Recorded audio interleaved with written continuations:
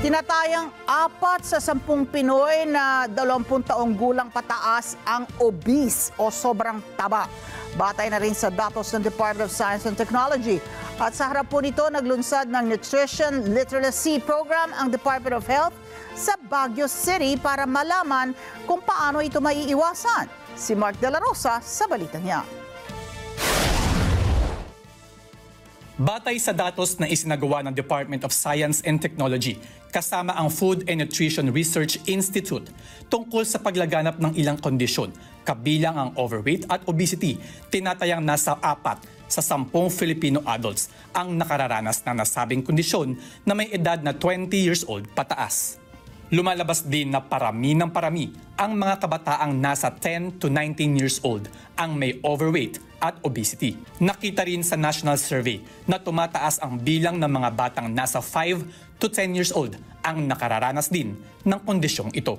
The International Obesity Federation estimates that in the next 20 years, the number of Filipinos with overweight and obesity will continue to increase. There is a 4.6% annual increase among adults with obesity and a 6.9% yearly increase in obesity among children.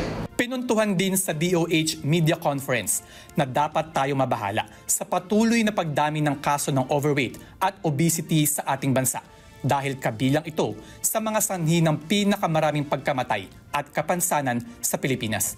Kaya naman may payo ang mga eksperto sa bawat pamilyang Pilipino upang maiwasan ang kondisyong ito.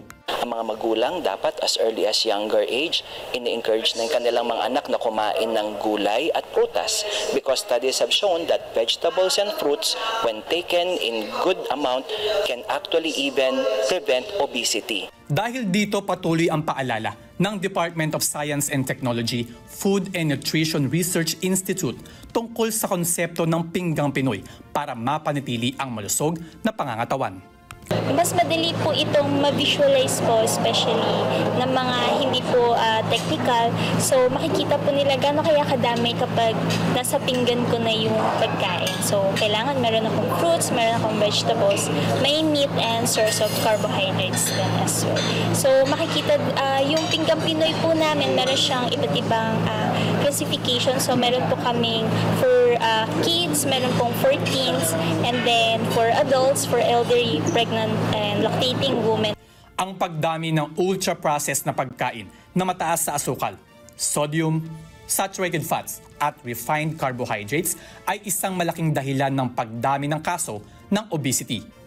Ayon sa Imagine Law, makatutulong ang isinusulong na panukalang batas tungkol sa front of pack warning label na inilalagay sa harapan ng pakete ng pagkain upang mabigyang impormasyon ang mga Pilipino sa mga bilihin na maaaring makasama sa kalusugan. So the goal, the hope is that when people see the FOP sa mga food products nila, they are able to assess on their own because they are now informed kung anong nilalaman niya on whether or not they should buy the product.